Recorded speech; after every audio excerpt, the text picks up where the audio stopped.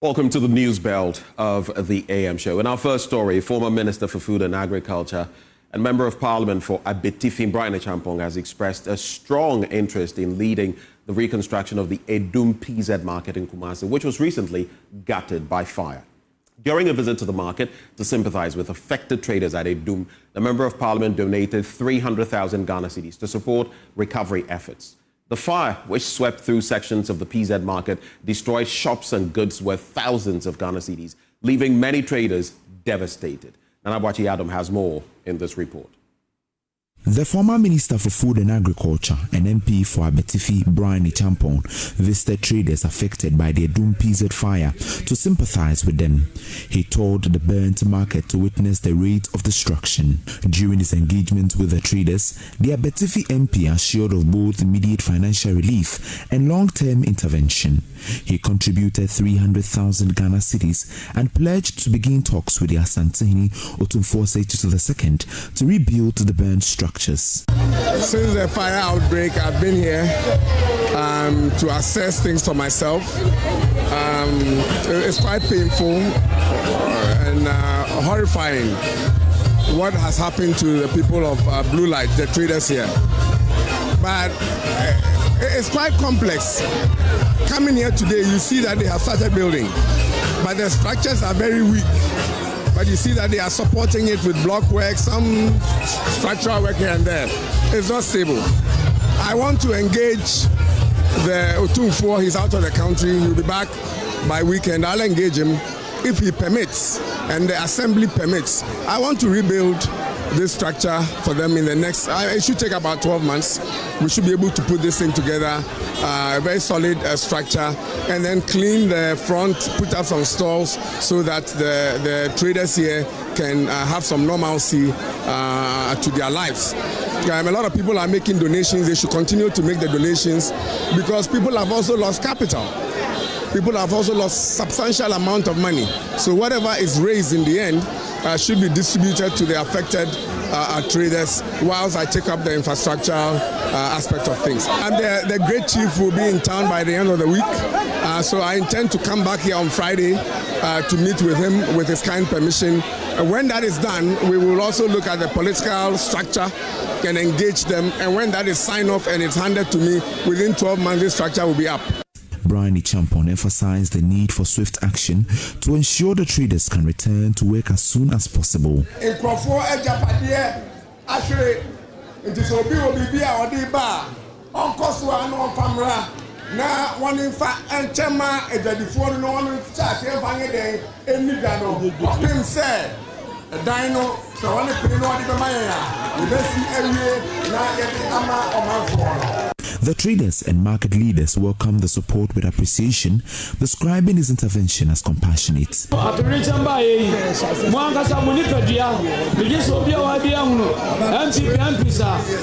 Ever since this incident happened, a lot of NPP MPs have been here. Today, we want to say a very special thank you to Dr. Bryan Acheampong for also visiting us and making this generous donation. We are very much grateful. God bless you. The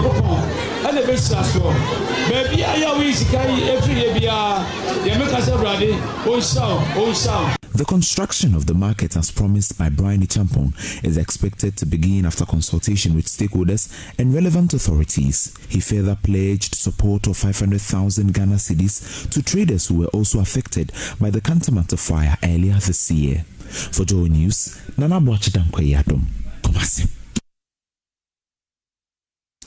Now, tension is rising among traders occupying unauthorized spaces in Kumasi, the Ashanti region's capital, as the Kumasi Metropolitan Assembly prepares for a minor decongestion exercise. The operation will involve the eviction of traders from the medians, while those occupying pavements are being urged to make room for pedestrians. The KMA's action comes as the one-week ultimatum given to these traders nears its end, with the deadline set for tomorrow. Now, according to the Assembly, the exercise is part of a larger initiative to enforce city bylaws and reclaim public spaces. We'll take you to the Ashanti region for updates which we got, but listen to KMA boss Richard Ofori-Agyemang. As early as possible, I'm pleading with you, please encourage anybody who is doing any trading activity in the middle of any dual carriage lane in Kumasi to get off before we get there. I'm going to be lenient a bit. From Wednesday, I don't want to see anybody there selling in the middle of our road, especially those who are in the lanes of middle dual carriages. I don't want to see anybody there. But from Wednesday, in as much as I don't want to, I'll be lenient. We'll give ourselves a week. Get ready. If you have put any table in the middle of the dual carriage, get ready, get them out, so that by a week's time we'll come and it will not be there.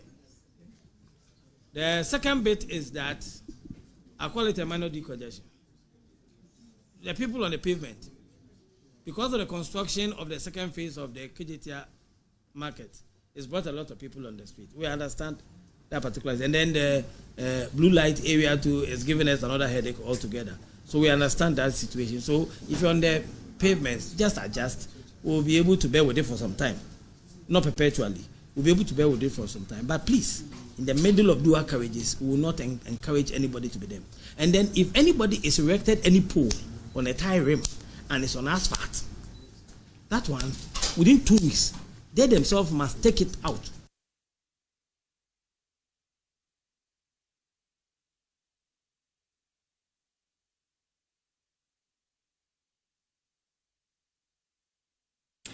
Let's talk about the judiciary now. And the future of Ghana's Chief Justice hangs in the balance as President John Dramani Mahama has suspended Chief Justice Gertrude Araba Isaba Saki Tokono with immediate effect following the establishment of a 5-member committee to investigate 3 separate petitions against her after determining a prima facie case in consultation with the Council of State.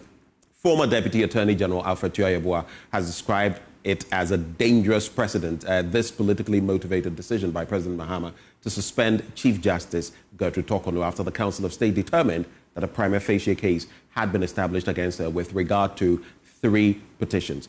Alfred Tuah, who expressed surprise at the president's decision, warned that the decision by the president would come back to haunt Ghana's democracy in the long run.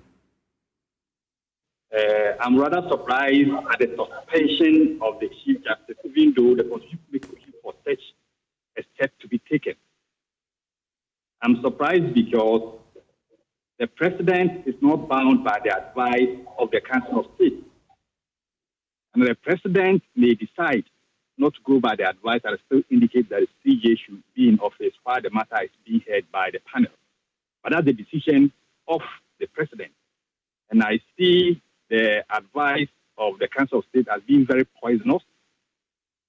We have to be very careful the way we treat the head of any arm of government in Ghana.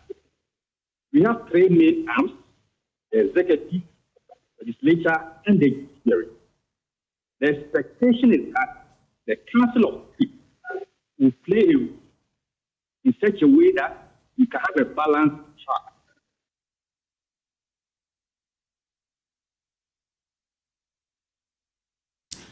But Deputy Attorney General Dr. Justice Remsai, on his part, has rejected allegations by his predecessor and the opposition NPP that the suspension of the Chief Justice is politically motivated. He argued that the suspension was necessary to help the Chief Justice prepare and put up a proper defense before the committee, and most importantly, prevent interference in the matter. There is no specific timeline. But the general understanding by legal, what lawyers for reasonable, it means that we should look at the extent of the allegations and also the number of witnesses that may be required, the volume of documents that may be analyzed, and all the things that to come to. But it shouldn't be a long process. And I think there's a general idea of how long someone may act in a position. For example, we know in the public service, there's a general rule that you shouldn't act beyond a certain number of months. I believe that if we go by that, we should be able to come to the conclusion not beyond what is usually considered reasonable for acting, which is, I think, 6 months or so. But of course, it could be shorter, depending on the nature of the allegation, the number of witnesses, even the nature of the defense that the Chief Justice will mount. These are all factors that are going to determine what is reasonable. So, but I believe it's a governance issue, and we cannot live in a limbo for long.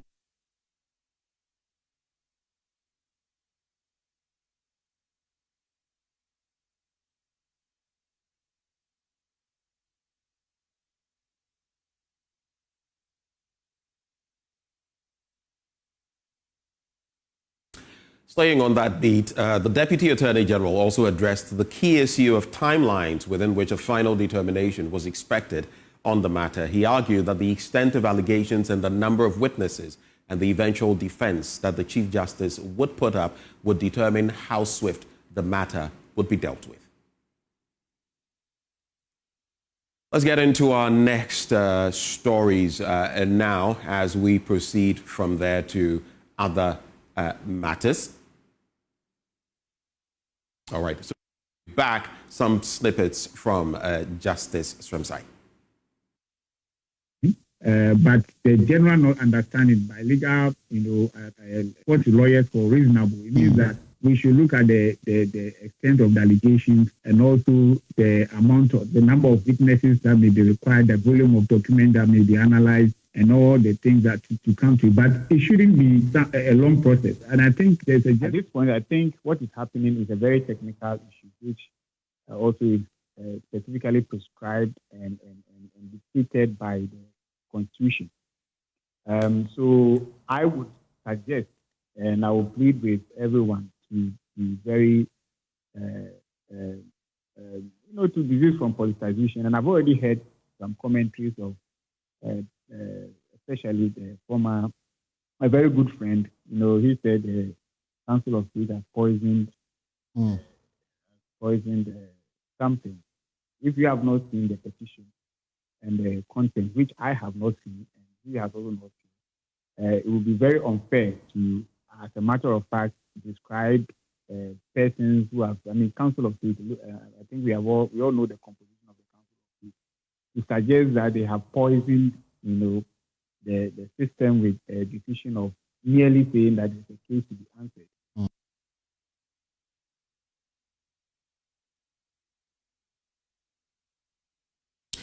Now, a heated exchange occurred yesterday morning at the Tamale Teaching Hospital between Health Minister Adum PZ and hospital staff over the facility's persistent struggles with non-functional basic medical equipment during his visit.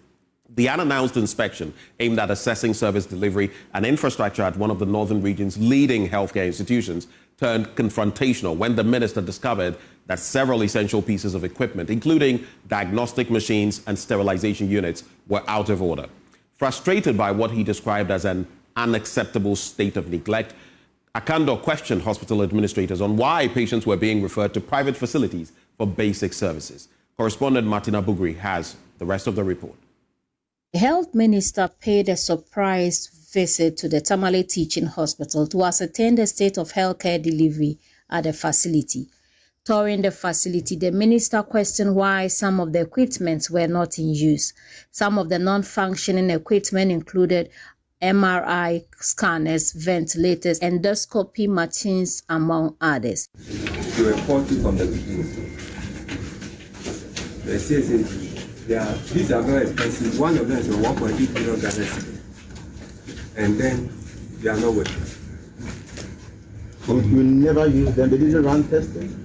Speaking to the media after the tour, the minister said the ESCO account would help address these challenges. There are issues of equipment that has been supplied to the facility that are not working at all. We'll look into all these matters. Looking through the issues of the equipment, MRI and CT scans, the breakdown and what have you, one of the possible solutions is to explore the PPP arrangement, where we can also invite the private sector in to have facilities on our various hospitals, except that let me make the point that whatever fees and charges they will be charging on the various premises will be subjected to the Fees and Charges Act by Parliament.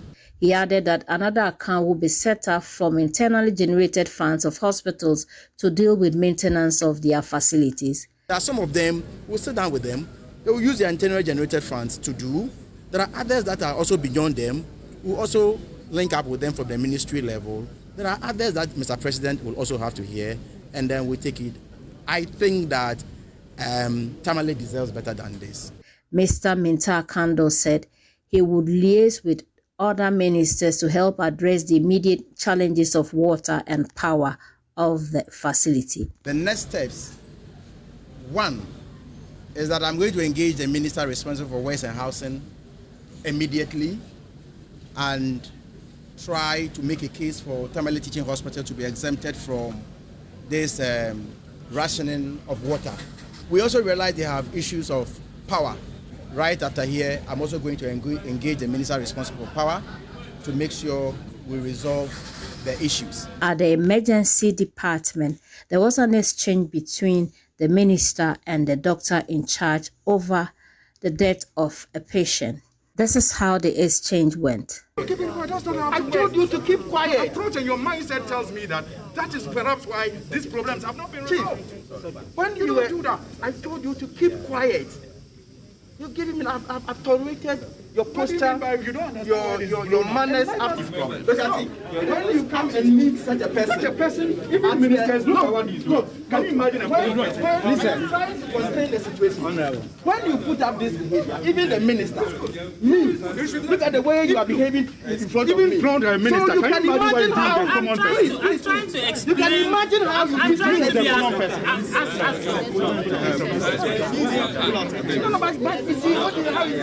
How can you behave like this? So it means that you're doing worse things here. It means that you're doing worse things here.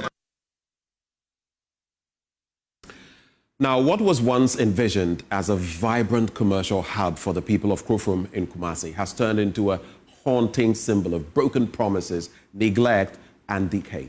Over a decade after the Krofrom market was demolished to pave the way for redevelopment, the site now lies in ruins, overgrown with weeds, occupied by squatters, and tainted by crime. The uncompleted structure has become a den for drug addicts, a space for open defecation, and a hideout for armed robbers. There's more in this report by Josephine Sego, read to you. Many traders of Krofrom, the stored market project has not only affected their livelihoods, but taken a severe emotional and psychological toll. Many say the demolition of the old market structure marked the beginning of hardship and despair for the entire community. 20 pesos here that only idea at all. Let's not fear the corner. You come in paying for this one. Many of the traders who used to be here have died from hunger after the demolition. Now, we are even afraid to stay late because robbers hide in the uncompleted parts of the market. We just want a safe place to work. The Metropolitan Chief Executive of Kumasi, Richard Ofori Ajimanbwedi, recently stated that the Krofrom market will be completed by 2027. By the end of 2027, it should be ready. Yes, I have people who have shown me financial capacity. Okay. Some work has been done, so I would have to see the documentation. Level of completion. He further indicated that hawkers within the city would be relocated to the new Krofrom market upon its completion, but the people of Krofrom are skeptical. The lack of a proper market has deeply affected traders, and sadly, some have even lost their lives because they could no longer afford to survive. This market was their only source of income. Beyond economic hardship, the community now faces a critical lack of access to basic goods. The traders and residents of Krofrom are not asking for handouts. They are asking for what they were promised, the completion of their market. The market is in poor condition, and as a result, many traders have stopped selling. If the Kumasi mayor steps in to complete the market, we would truly appreciate it. With 2027 only 2 years away, their hope hangs in a fragile balance. Many wonder if it will be fulfilled or if the Krofrom market will remain just another forgotten project buried beneath political discourse. Josephine Sego's report for Joy News. Let's get into our stories now. And financial economist Professor Lord Mentor has advised government to start diversifying its export to explore other opportunities from Europe to withstand the shocks from the United States tariff increment. This follows fresh warnings from the International Monetary Fund that Ghana's economic growth for this year will suffer, while inflation could go up marginally as a result of the global tariff war. Reacting to the development, Professor Mensah said export diversification was the best option to absorb unforeseen shocks. Clearly, if the big shots, within the global space get affected, it tends to spill over to smaller countries like, Ghana. So having, Donald Trump being some way, somehow inconsistent when it comes to, this tariff policy, of course, it is expected that it will affect, bilateral trades with the U.S. But then also, the impact would depend on, the net trade flow. I mean, if I say the net trade flow, I'm looking at, the difference between, the export that various countries do to the U.S. and then also the import that they do from the U.S. I mean, if you take Ghana, for instance, as an example, in 2023, we did very well by exporting more to the U.S. than importing from the U.S. So with that, case, if you look at the impact of the 10% tariffs, it may not have that much of impact compared to, other countries that have focused on the U.S. as their main, trade destination. Ghana has done well when it comes to the diversification of its, trade, export.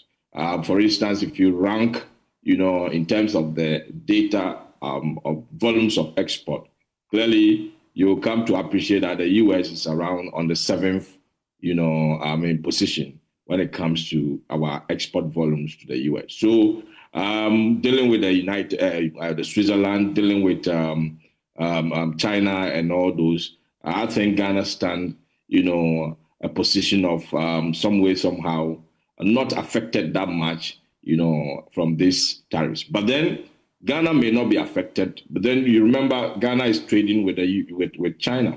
If China has a problem with the U.S. and it turns up that, the economic activity within China goes down, obviously it's going to affect consumption levels of, the Chinese, and it may affect, Ghana. Now, in a remarkable feat of maritime expertise, Ghana's marine pilots have successfully berthed one of the world's largest container vessels at the Tema port, making it a historic milestone in the country's port operations. Here's more from Amele Josu. It was a defining moment for Ghana's maritime industry as the MSC Delta, one of the largest container vessels on the planet, arrived at the Tema port on Sunday morning. Measuring 400 meters in length with a gross tonnage of 228,786 and a beam of 61 meters, the MSC Delta arrived from Vietnam, India, and now holds the record as the largest vessel to dock at Ghana's shores. The successful berthing was executed by Ghana's Marine Department under the Ghana Ports and Harbours Authority, led by Harbour Master Captain Bryan Acheampong. Marine pilots Captains Frederick Ishen, Bernard Kuonu, Nathan Quay, Aram Amegashi, Frank Annan, and Daniel Nyama Ato guided the vessel into position, demonstrating exceptional skill and coordination. Every movement of the operation was meticulously calculated, with the mooring team advising on alignment and securing the ship with pinpoint accuracy. The vessel's master, Captain Mercurio, expressed deep appreciation for the safe and professional handling of the docking process. The successful berthing of the MSC Delta not only reinforces Tema Port's operational readiness for ultra-large vessels, but also strengthens Ghana's position as a competitive trade hub in West Africa. For Joy Business, Amele Josu. And that's it for the news overall this morning on the AM show. But still can stay with us. Up next, we'll serve you the news review. Do stay.